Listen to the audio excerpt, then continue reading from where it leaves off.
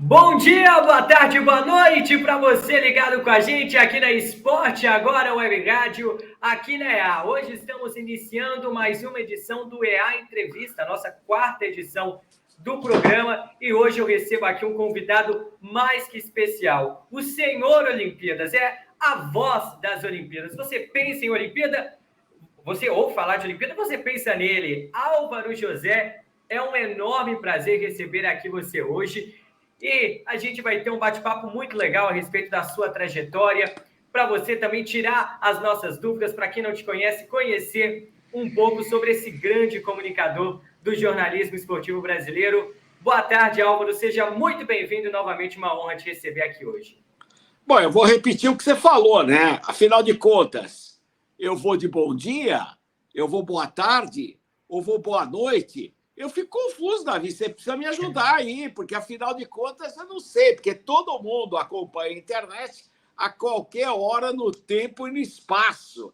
Então, realmente, é difícil falar bom dia, boa tarde, boa noite. Mas é um prazer estar aqui com vocês nessa caminhada para os Jogos Olímpicos de Paris na minha carreira e principalmente aí, né, uma caminhada aí que a gente tem que lembrar que no dia 16 de abril teremos a barreira aí dos 100 dias para os Jogos Olímpicos de Paris. Então, uma euforia muito grande nesta caminhada sensacional. Exatamente.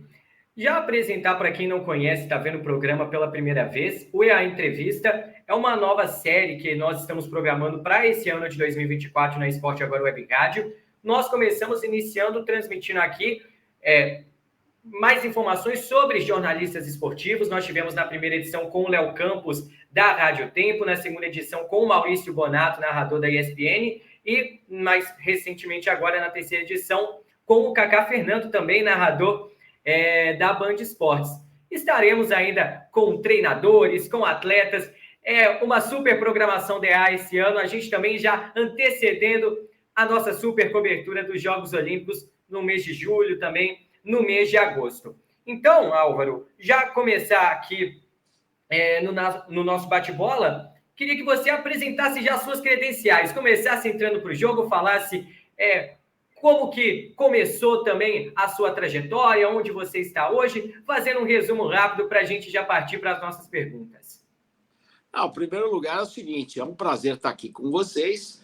Eu tenho o privilégio de ter trabalhado no Jornal da Tarde, na Globo, na TV Record, na Bandeirantes, no Band Esportes, enfim, em vários meios de comunicação. E também tenho o privilégio de fazer, hoje eu estou fazendo uma grande plataforma de internet que já já será lançada. Então, de fato, aí é uma satisfação estar aqui com vocês. A gente lembra que a caminhada hoje é bem diferente. Nós não temos, quando eu comecei a carreira, né, os meios eram os tradicionais, rádio, jornal em papel, e também revistas e a televisão de preto e branco para colorido, e hoje realmente em alta definição, 4K, 8K e por aí afora. Então, numa era, digamos assim, dos aplicativos, nós temos um outro horizonte pela frente. Mas o que realmente vale é o esporte, e é principalmente a transmissão esportiva. Os direitos de transmissão ganharam um tamanho muito maior, um tamanho muito mais relevante, e hoje proprietários de direitos conseguem fazer grandes coisas no âmbito esportivo.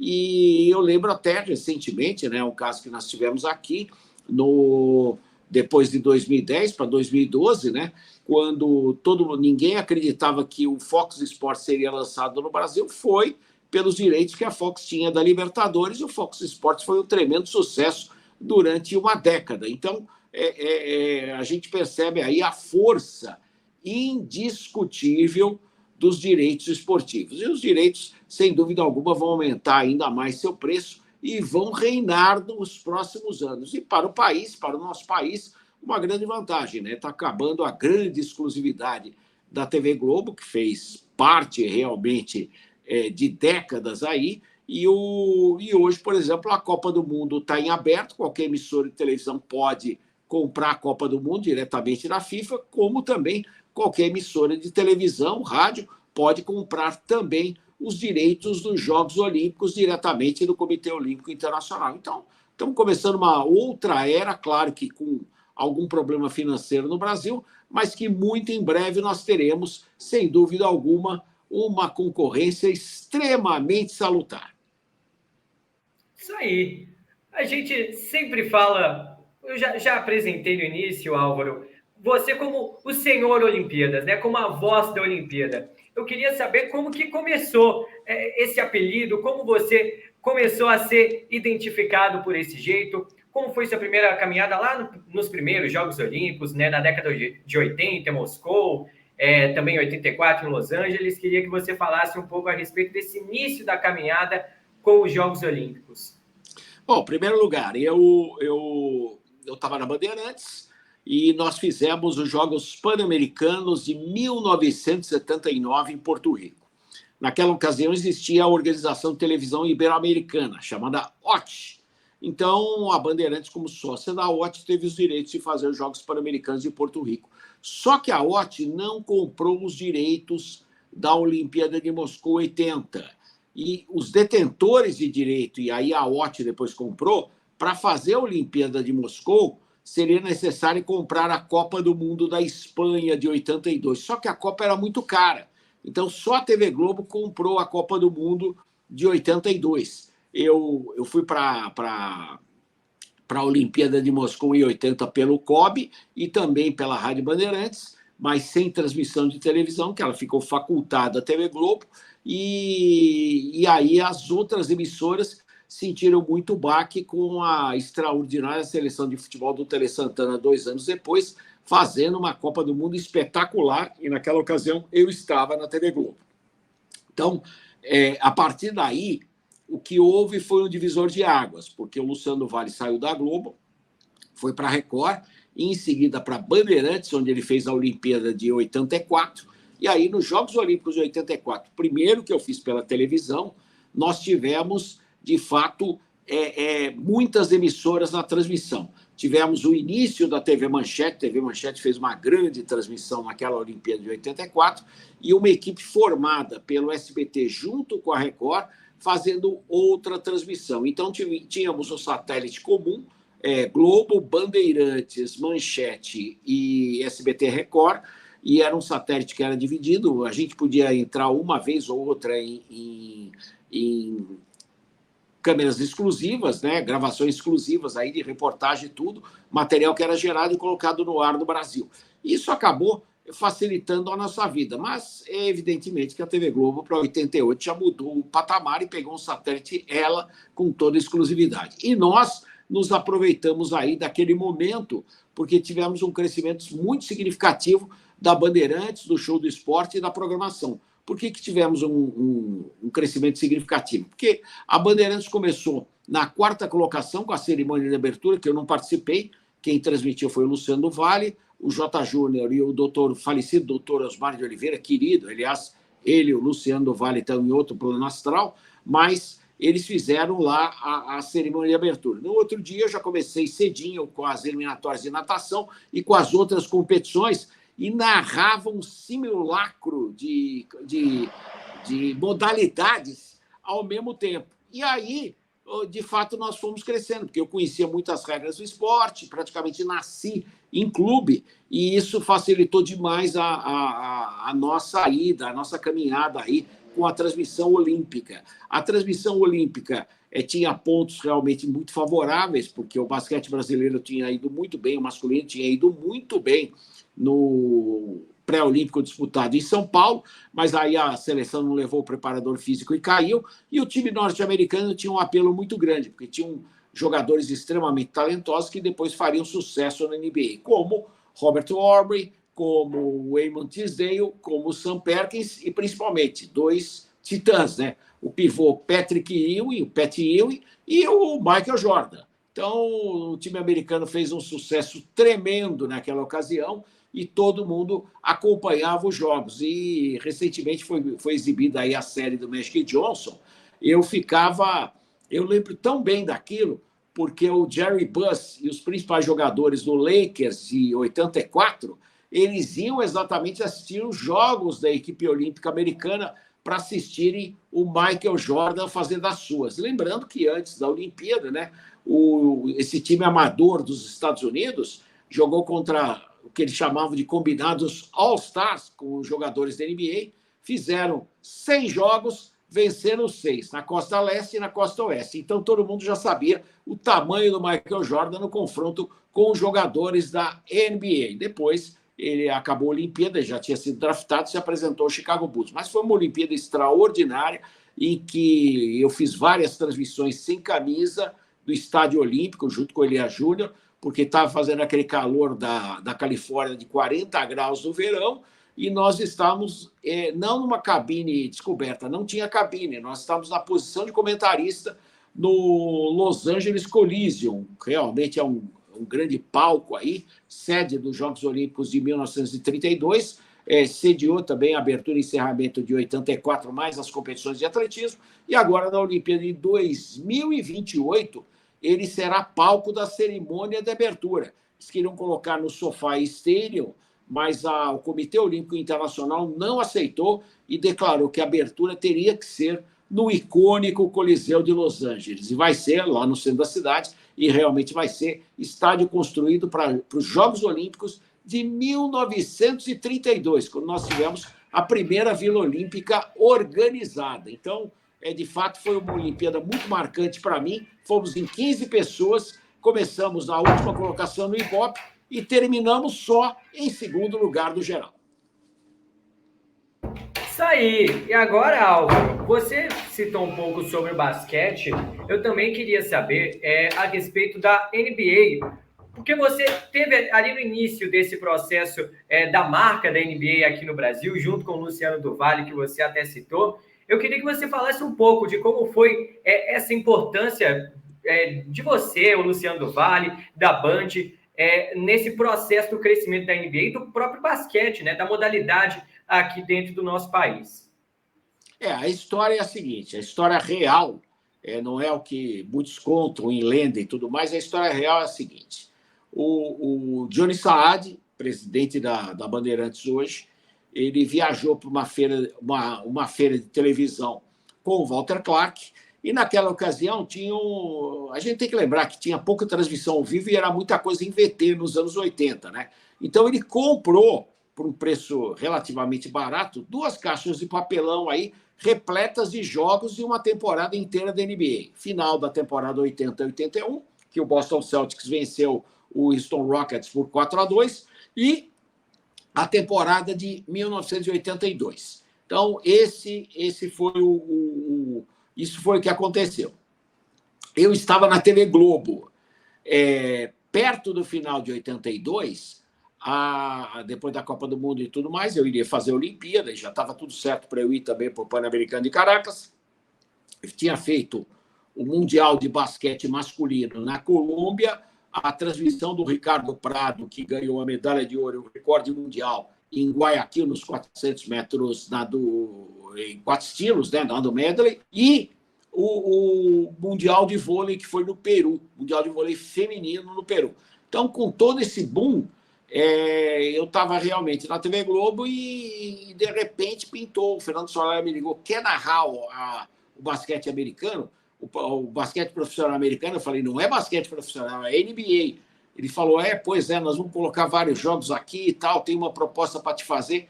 Aí eu fui ouvir a proposta do Soler, gostei, deixei a TV Globo, lembrando sempre, você não fez contra a proposta da Globo. Acontece o seguinte, meu pai estava com câncer, eu queria voltar para São Paulo, e minha mãe achou o máximo eu poder voltar. Então, eu voltei a trabalhar na Bandeirantes e fiz NBA em VT. Não tinha, Luciano Vale estava na Globo, não tinha ido. Quem teve a ideia dessa compra aí foi o Walter Clark com o Johnny Saad. E nós fomos botando jogos em VT no ar. E final de 83, o Luciano Vale se mudou, saiu da Record e foi para a Bandeirantes. A partir daí, o Luciano adorava a NBA, só que ele falou, peraí, eu quero fazer de um outro jeito, eu quero fazer do jeito certo. Eu falei, como assim, ô Luciano? Nós vamos fazer ao vivo. Não tem o menor sentido a gente fazer isso gravado. Numa época que eram comuns os jogos gravados, porque ninguém podia conseguir saber o resultado com precisão, rapidamente e tudo mais. o Luciano inventou isso. Fizemos um ou outro jogo, temporadas 85, 86, com geração de lá, geração, inclusive, do escritório do Luciano, que era chamada Look Corporation, em Miami. Era um sinal um pouco sujo da CBS, que a gente recebia, mas era um sinal que estava, inclusive, liberado pela NBA. Só que em 88, e aí a história espetacular, foi a nossa primeira transmissão do local. Eu e Luciano fomos para o torneio pré-olímpico de basquete feminino em Singapura. As mulheres do Brasil com uma grande chance de se qualificarem para a Olimpíada de Seul 88.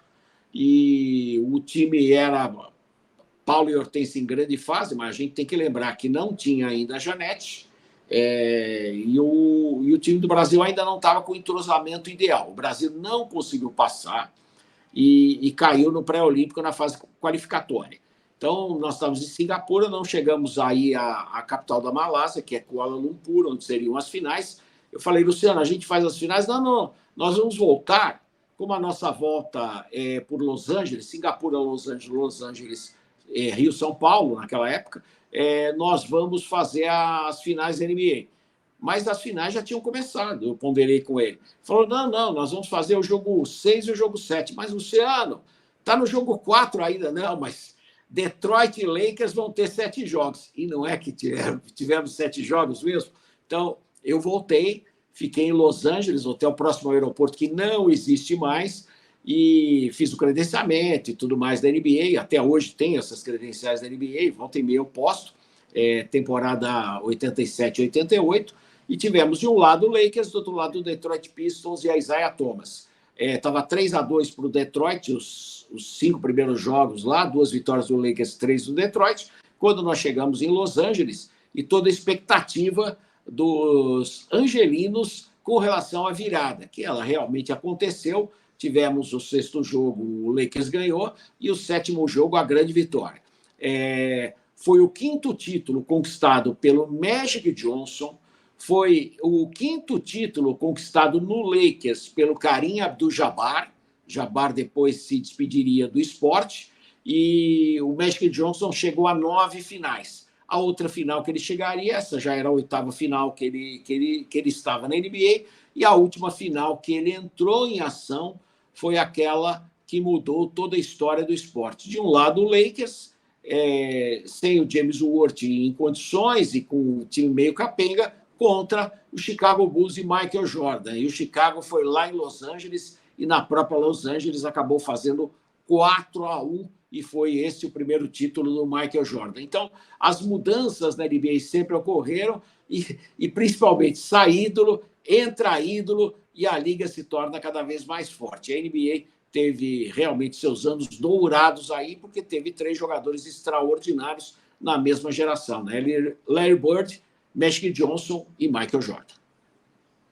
Isso aí. A gente vai ali numa cronologia histórica, né? A gente pegou um pouco agora da década de 80, a gente vai avançando um pouco no tempo e a gente vai lá para a década de 90. E aí eu pego das Olimpíadas de Barcelona de 92, porque tem a história que é muito contada do judô, Álvaro. Eu queria que você contasse um pouco sobre essa história do judô em 92. Dizem que vai virar minissérie essa história do judô, né? Que eu não enxergo. Mas vamos lá.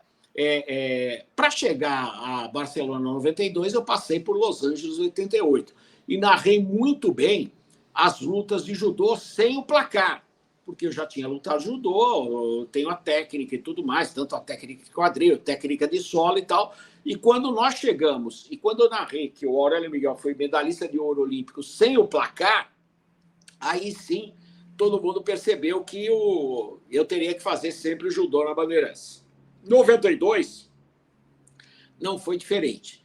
Fomos aí para as lutas e no dia 1º de agosto de 1992, depois da cerimônia de abertura, a primeira que eu fiz ao lado do Armando Nogueira e do Luciano do Vale, inclusive foi o Armando que insistiu para o Luciano do Vale me escalar naquela abertura, foi realmente um momento fantástico da minha vida, porque eu tive que contar histórias mitológicas em função da quebra de um barco dos colonizadores curetes a Barcelona, né? Os primeiros povos que chegaram a Barcelona pelo mar Mediterrâneo. E exatamente aí eu acabei descrevendo tudo com relação à história e à mitologia da época, né? Tanto da Guerra de Troia, como a Eneida de Virgílio e por aí afora.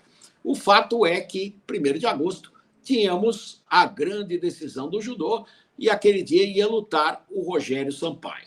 Rogério Sampaio, hoje, diretor-geral, o CEO do Comitê Olímpico do Brasil, estava realmente em estado de êxtase. Primeiro, porque o grande favorito dessa categoria é o irmão dele, que tinha falecido naquele mesmo ano. Então, ele ia lutar por ele e pelo irmão. Inclusive, ele declarou isso. E aí, a primeira luta, eu estava muito tranquilo, porque eu estava no Estádio Olímpico de Barcelona, e aí sim que a história pega um caráter totalmente dramático.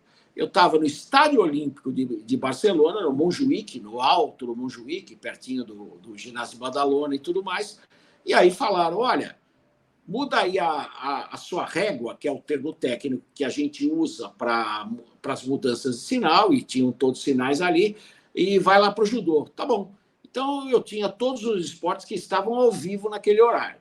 Então, fui mudando, apertando o botãozinho e tal. Eu cheguei no judô. Tá aqui o judô e tal. Tá. Agora vai lutar, vamos identificar direito aí. Aí o coordenador, o diretor do programa, falou: agora vai lutar aqui o mexicano Asprígio. Eu falei: não tem mexicano nenhum, vão lutar 2 mulheres. Uma mulher uma mulher da Mongólia e uma outra da Romênia. Espera aí. Não, você está no tatame A. Aperta o outro botão, você está no tatame B. Aí apertei o outro botão, estava o tênis e mesa. Então, do lado, eu só tinha o sinal do tatame A. Aí bateu o desespero. Eu falei: eu não tenho tatame B. Eu falei: bom, alguém vai ter que fazer essa luta aí. Não, é você mesmo. Não tem ninguém, não. Eu falei: mas como é que eu vou fazer a luta? Daí apareceu o Rogério Carneiro, que era operador de VT, editor de imagem da época, que lutava judô e foi árbitro. Falou: Alvinho, como você entende judô, eu vou te falar mais ou menos como é que é. Eu falei: não, então eu prefiro que você diga se eles estão em pé, se eles estão na luta de solo, e vou colocando as coisas. Tá bom.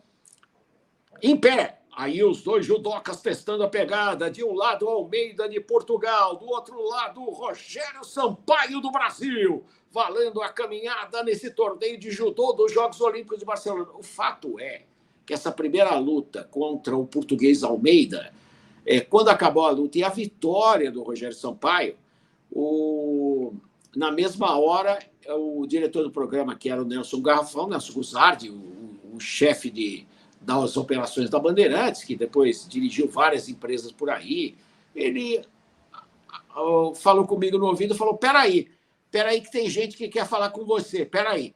Aí apertou o talkback, ficou um silêncio e, de repente, uma tremenda salva de palmas. Ou seja, a minha narração casou com a imagem, ficou perfeito. Parecia que eu estava vendo a luta. E aí tivemos a segunda luta contra o sul-coreano Song. Aí eu narrei direito, eu narrei bem, mas não teve aquele grau de perfeição da primeira luta. A primeira luta foi um negócio absurdo. E quando acabou a segunda luta, eles falaram: não, você dá uma respirada e tal, porque a outra luta, se for muito rápido, se todos os combates forem muito rápidos, dura uns 40 minutos. Eu falei: esquece, eu estou descendo aí. Porque o Montjuïc eu estava no alto Montjuïc, e ali embaixo, naquelas escadas rolantes que qualquer turista sabe, ficava o centro de televisão na frente da famosa Igreja Sagrada Família.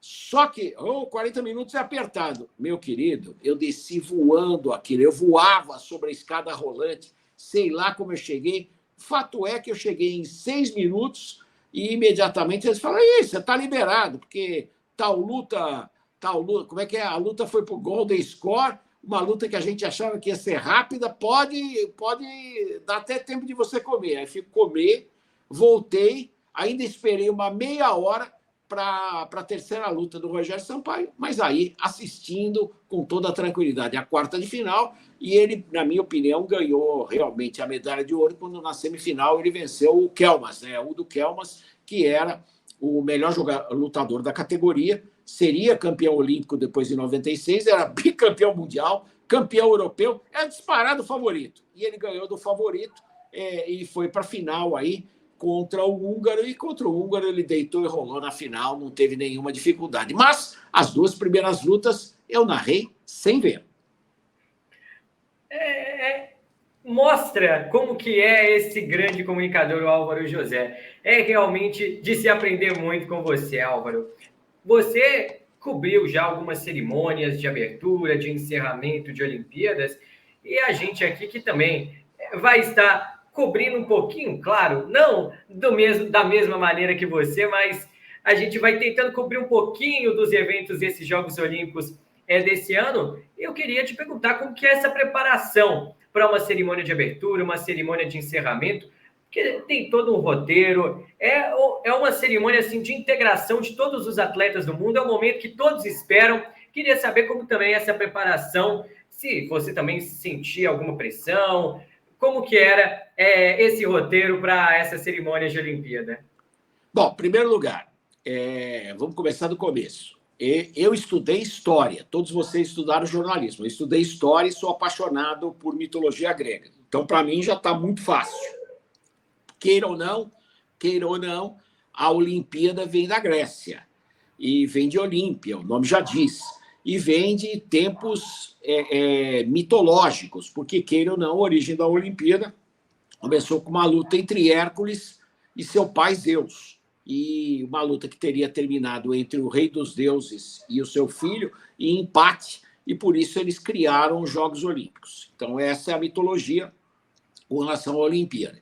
A Olimpíada em si, a abertura, eu tenho muita tranquilidade para fazer, porque eu sei tudo, eu sei os passos da cerimônia, o passo protocolar, não a chegada dos atletas, mas a chegada das autoridades, o hino olímpico, os hinos, as primeiras músicas, o desfile dos atletas, que é tão importante, os chamados porta-bandeiras. 90% dos porta-bandeiras eu já sei quem são, em função das competições que eu faço ao longo do ano. Inclusive, Diamond League no Band Esportes, muitos caras do atletismo que só competem na segunda semana desfilam pelas suas delegações. Atletas que vão para a última Olimpíada e serão homenageados pelos seus comitês nacionais também estão ali. Então, na verdade, a minha preparação aí é uma preparação no finalzinho, porque, para mim, na realidade, é muito fácil. Vem o roteiro, eu mudo bastante coisa do roteiro, e por isso eu tenho um guia, digamos assim, muito mais tranquilo com relação à cerimônia de abertura olímpica. Um local que eu não saí muito do que seria o roteiro foram os Jogos do Rio de Janeiro, né? Porque tem a parte olímpica, tem a parte da história antiga, e os vários shows que foram criados pelo Fernando Meirelles. E aí, eu estava até ao lado do Fernando Meirelles, e aí eu dava as pausas e tudo mais. O Boechat e a Ana Paula Padrão também, no Rio 2016, então não tinha muito que entrar. Em Tóquio, agora com o Elia Júnior, eu entrei mais, até porque os desfiles foram muito mais curtos em função da pandemia, mas deu para fazer um trabalho muito legal, que foi extremamente reconhecido nos principais portais, e estão lá até hoje, né? Dizendo que eu sou, de fato, o senhor Olimpíadas, por saber tanta coisa e saber, principalmente, passar isso. Eu não diria nem passar, eu diria o que o saudoso Vilela falava em outros tempos, nas transmissões da Bandeirantes. Ele falava assim: você legenda muito bem. Eu sei legendar a imagem com frases curtas. Isso eu creio que faça uma grande diferença para o público que está acompanhando e quer saber um pouco a mais, mas não quer que você fale demais. Então, por exemplo, Rio de Janeiro eu falei menos, Londres eu tive que falar um pouquinho a mais. Londres foi uma Olimpíada muito bacana, com algumas mudanças com relação à abertura, e a Olimpíada, sem dúvida alguma, que eu mais falei foram os Jogos Olímpicos de Atenas em 2004, que muita coisa ali não foi descrita no roteiro, os gregos fizeram questão de não descrever, e que só quem conhece a história saberia. Por exemplo, quando você tinha naquele carrossel aquelas lanças muito longas, e ninguém sabia dizer que lanças eram aquelas, eu, na mesma hora, falei: são as sarissas do exército macedônico de Alexandre o Grande, que conquistaram o mundo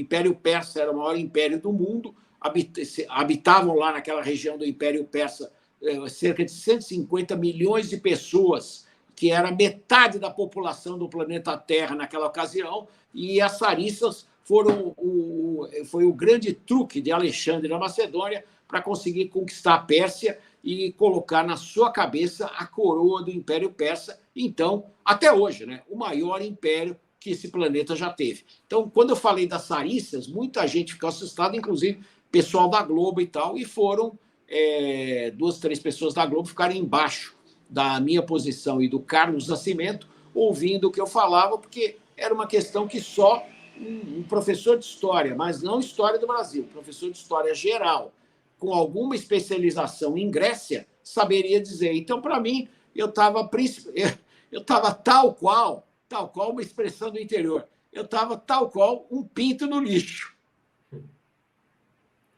Ótimo, Álvaro. Você contou um pouco das histórias suas em Olimpíada, mas você também já esteve presente cobrindo algumas Copas do Mundo, né? Também, como que é cobrir uma Copa do Mundo? Como que é também essa questão da diferença de preparação, como você vê, até em relação à TV, a mídia, né? Como que a mídia trata cada evento, como que é essa separação entre cada um? Bom, em primeiro lugar, Copa do Mundo no local, eu jamais fiz. Eu nunca fiz uma Copa do Mundo no local. Sempre fiz a retaguarda, mas fiz a retaguarda tendo que falar muito. Por exemplo, você pegar a Bandeirantes na Copa de 1986, Copa do México, eu falava no estúdio cerca de 40 minutos direto. Por quê? Porque caiu na situação lá de 84. Era um satélite apenas. Então, o satélite acabou ficando caro, e os mexicanos cobravam bastante das TVs brasileiras, então nem sempre dava para usar o satélite. Então eu falava demais, eu falava bastante, e contando histórias das seleções e histórias passadas. A gente tem que lembrar que a Copa do Mundo é algo recente. Ela começou em 1930, e a primeira Copa do Mundo só existiu porque o Uruguai foi bicampeão olímpico, ganhou exatamente a medalha de ouro do futebol nos Jogos Olímpicos de Paris em 1924 e repetiu a dose em Amsterdã em 1928. Aí a FIFA deu a outorga da Copa do Mundo para o Uruguai, que construiu o Estádio Centenário para sediar exatamente a Copa do Mundo de 1930. O Brasil foi um fracasso? Não, nem tanto, porque os melhores jogadores do Brasil, havia uma briga entre Rio e São Paulo, então os melhores jogadores do Brasil que foram os do Rio de Janeiro, e acabaram ficando em São Paulo jogadores como o Perácio e o fantástico artilheiro Arthur Friedenreich, que deveria ter ido à Copa do Mundo e poderia ter sido uma outra história para o Brasil.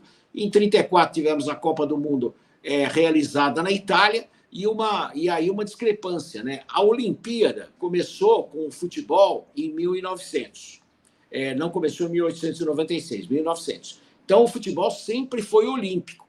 Mas aí, os organizadores dos Jogos de Los Angeles, em 1932, teve um pedido da FIFA para que não tivesse futebol na Olimpíada. Bom, você imagina, pedir para o americano que não tenha futebol. Então, realmente, os Jogos Olímpicos de Los Angeles, em 1932, não tiveram futebol. Quanto à minha atuação nas Copas do Mundo, em 78 eu tive na retaguarda, mas como produtor, em 78 a Copa do Mundo realizada na Argentina, e em 82 eu estava na TV Globo, e eu cuidava também da estatística dos jogos, ao lado do famoso matemático falecido Oswald de Souza. Em 86, eu fazia realmente, eu ancorava as transmissões no estúdio, em 1986, em 90 fiz o mesmo papel, e em 94 já estava mais tranquilo, já não tive necessidade de fazer, não.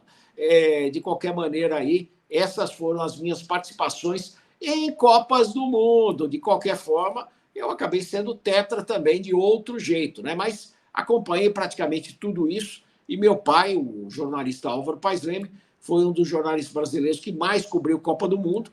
Inclusive, ele está mencionado em vários livros, do Mário Filho, do Benedito Rui Barbosa, como um dos cronistas esportivos que estavam, e deu informação para eles, nas Copas do Mundo do Bi, 1958 na Suécia e 1962 no Chile. 58 na Suécia, a vitória final sobre a Suécia por 5-2 e a semifinal contra a França também por 5-2, com 3 gols do Pelé, quando Pelé não era nem enaltecido aqui no Brasil, era reconhecido como um grande jogador, mas ele ganhou o apelido do jornal L'Équipe de Le Roi.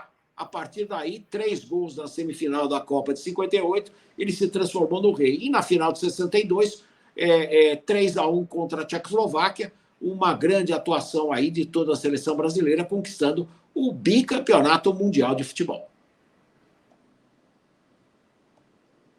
Você também falou um pouco, Álvaro, a respeito do seu pai. Eu queria também saber sobre a sua família na comunicação, né? Porque você também tem filhos, não na área do jornalismo esportivo, né? Mas também nessa área da comunicação. E também de como que você pegou isso do seu pai também, esse jeito pela comunicação.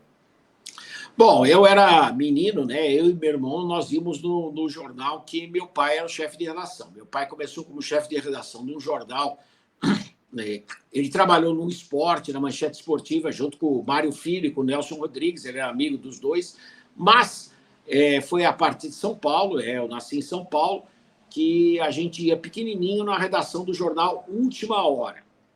Ficava ali ao lado do famoso viaduto Santa Efigênia, onde se vende toda a gama de produtos eletrônicos hoje. Ficava embaixo, onde há o estacionamento hoje.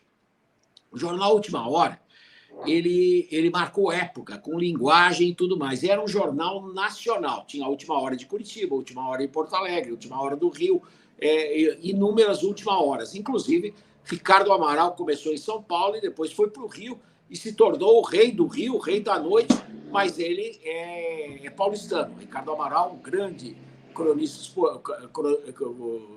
fez esporte, grande cronista social.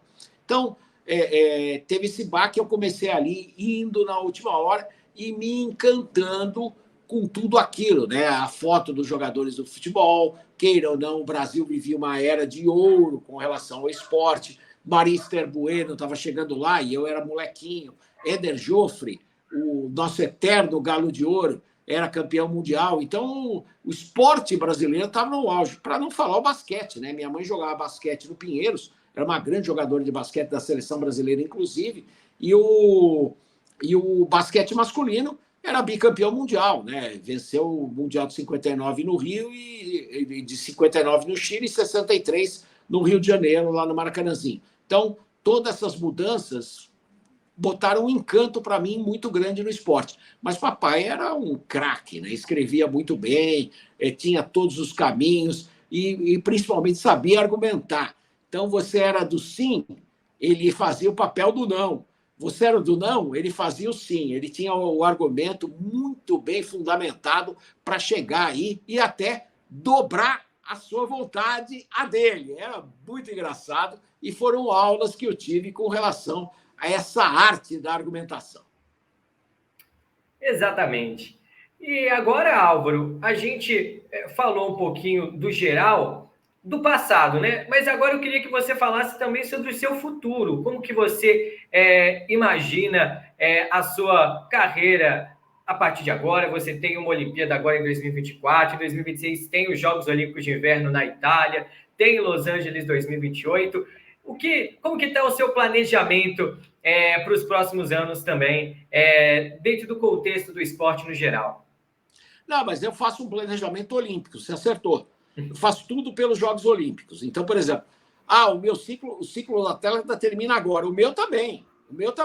Só que eu tive que lançar uma base muito sólida de uma plataforma nova para chegar até 2028. Então, nós estamos aí com uma plataforma nova. Realmente vamos mostrar essa plataforma aí nos meios de comunicação já, inclusive divulgá-la em todo local, em todo local específico, né? Como o propaganda e marketing, o meio mensagem, como, digamos assim, os novos canais do Álvaro José aí rumo a 2028. Vai ter isso sim, eu espero realmente dar passos bacanas aqui e e principalmente para divulgar o esporte olímpico, porque o esporte olímpico vive, Davi, de altos e baixos. Então, por exemplo, tem momentos que ele é muito bem divulgado pela mídia e tem momentos que não é. Então, é algo para manter viva a chama olímpica e, principalmente,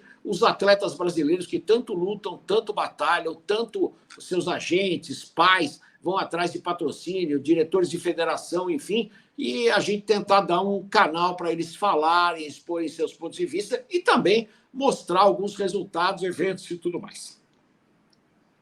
Muito bom.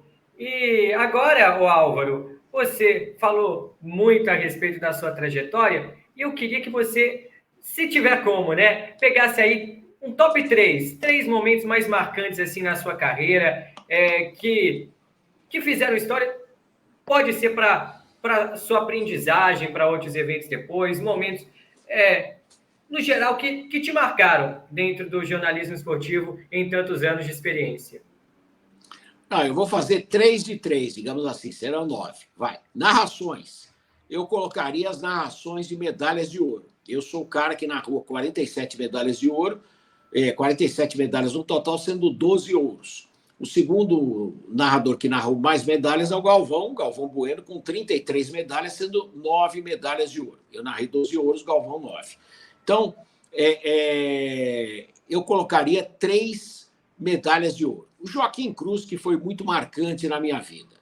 Jogos Olímpicos de Los Angeles de 84, quando o Joaquim Cruz fez 1 minuto e 43 segundos cravados nos 800 metros rasos. Foi uma narração que eu estava realmente muito bem, narrei sem camisa, num calor infernal, e essa narração a Bandeirantes cedeu para a ABC, foi a última Olimpíada da ABC, e eles passaram várias vezes, inclusive o diretor da ABC falou para o Luciano, seu locutor falou várias vezes, fantastic, e realmente foi fantástico esse resultado. Então, foi a única medalha de ouro Los Angeles, 1984. As outras medalhas foram de prata e bronze, mas foi uma grande Olimpíada do Brasil. A segunda medalha, eu colocaria da Maureen Maggi no salto em distância. Foi uma medalha realmente fabulosa, uma medalha incrível da Maureen Maggi. A Maureen voou no seu primeiro salto, 7 metros e 4 centímetros, e a Tatiana Lebedeva, no seu último salto, fez 7,3. Então, por 1 centímetro, a Maureen Maggi levou a medalha de ouro.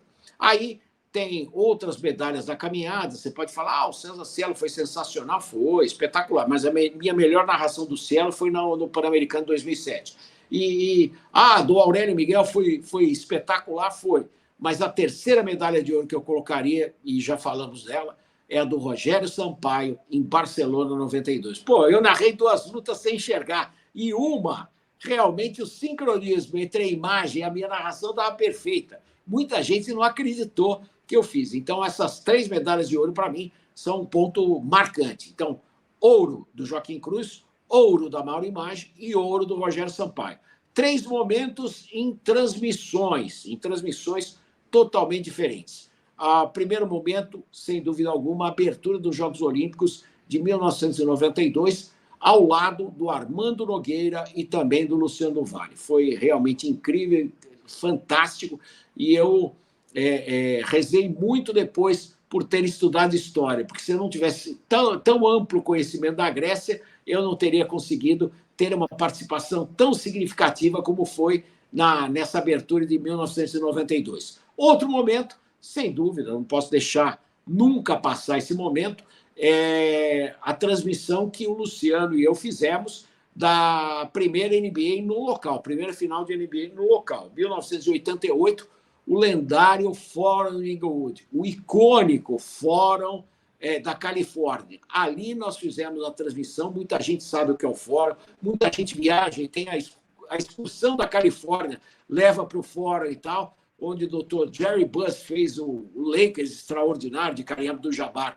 e Magic Johnson. Pois é lá, e o Fórum também vai ser sede da ginástica.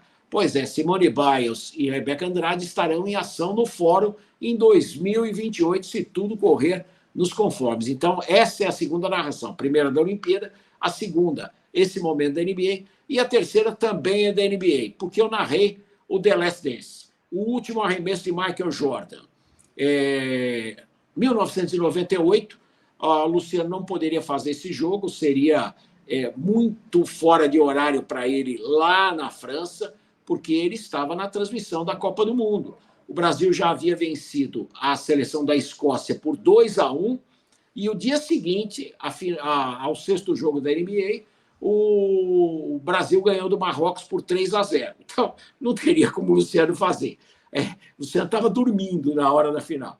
Então, essa final foi realmente espetacular, porque Utah Jazz de um lado, Chicago Bulls do outro, e o Michael Jordan, que teve indisposição intestinal, alguns falaram que ele comeu uma pizza batizada e por aí afora, mas o fato é que ele fez 45 pontos e o Chicago não chegou a 90 pontos e ele levou o Chicago ao título, e é exatamente a cesta que inspira The Last Dance, o momento que ele finta o Brian Russell e coloca a bola dentro da cesta. Para mim, foi um dos grandes momentos da minha vida, da minha carreira, narrar esse momento do Michael Jordan, e que, de fato, aí não tem o que discutir, não tem o que contestar, e é algo extremamente tocante. Então, eu botei 3 narrações olímpicas que foram marcantes, 3 narrações, 3 momentos da minha carreira que foram diferentes. E agora eu vou falar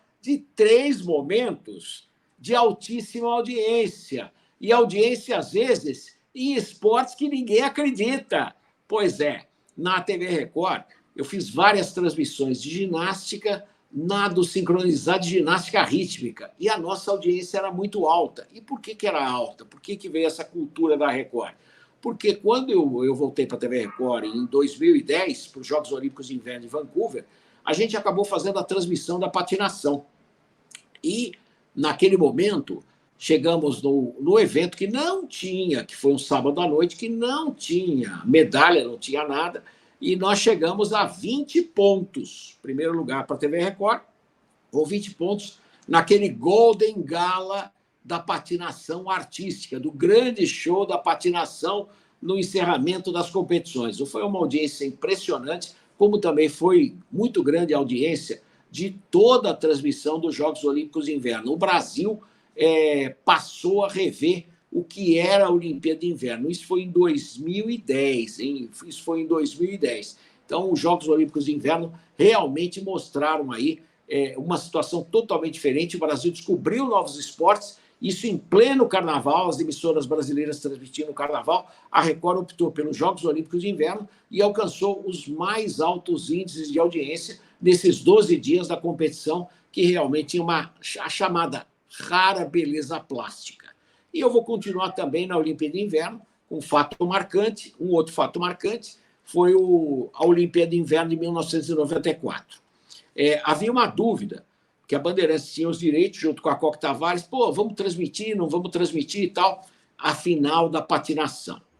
De um lado, esse também é um dos maiores índices da TV mundial e um dos 6 maiores índices da história de qualquer evento esportivo nos Estados Unidos.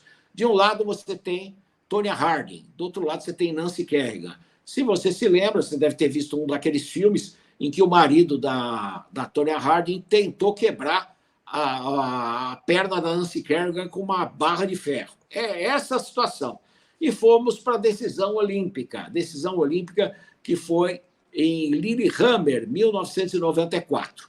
E foi o duelo das duas, a Tonya Harding muito nervosa, nós começamos uma audiência lá embaixo e, de repente, estávamos dando à tarde, né? A competição foi à tarde, estávamos dando 12-10 contra a sessão da tarde.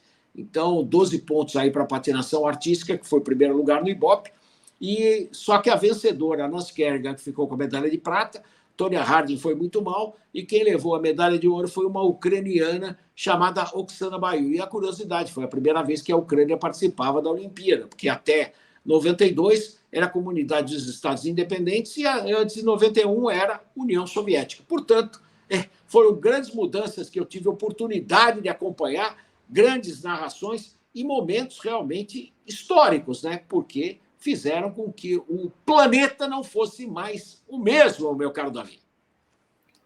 Isso aí. E agora a gente vai encerrando a entrevista, mas eu queria fazer aquela pergunta tradicional, aquela pergunta clássica, mas que é sempre muito importante.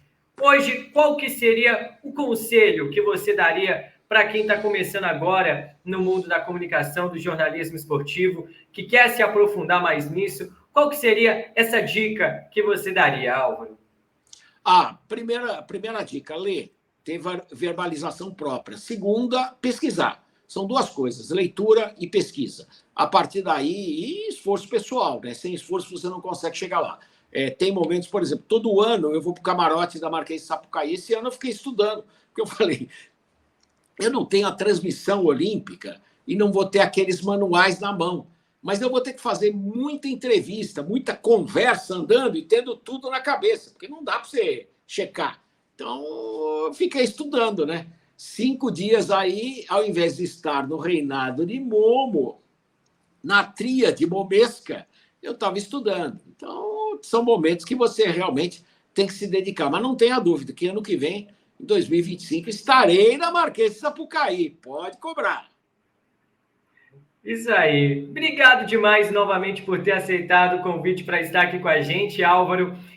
Fica o convite para quem também está aqui no nosso canal, para, claro, deixar seu like, se inscrever no canal. Vem uma super cobertura por aí, sempre trazendo o melhor do esporte. Essa foi a 4ª edição do EA Entrevista, mas em mais novidades, em breve com mais jornalistas esportivos, atletas, treinadores. O melhor do esporte é aqui. Fica o convite também para a nossa próxima transmissão amanhã, 4h30 a bola rola, mas a gente deixa às 3h30 com o pré-jogo direto da Arena MQV, com o duelo entre Atlético Mineiro e Cruzeiro, a ida da decisão. Eu, Davi Oliveira, estarei na narração com comentários do Daniel Brito. Valeu demais a toda a nossa audiência, muito obrigado por ter aceitado o convite aqui. Álvaro, gostaria de fazer mais uma consideração final antes da gente encerrar a nossa entrevista? Não, foi um prazer conversar com vocês. Boa sorte amanhã na transmissão e realmente é uma satisfação bater esse papo. Foi isso, então. Muito obrigado, pessoal. Até a próxima. Esporte Agora Brigádio, o melhor do esporte para você. Até mais.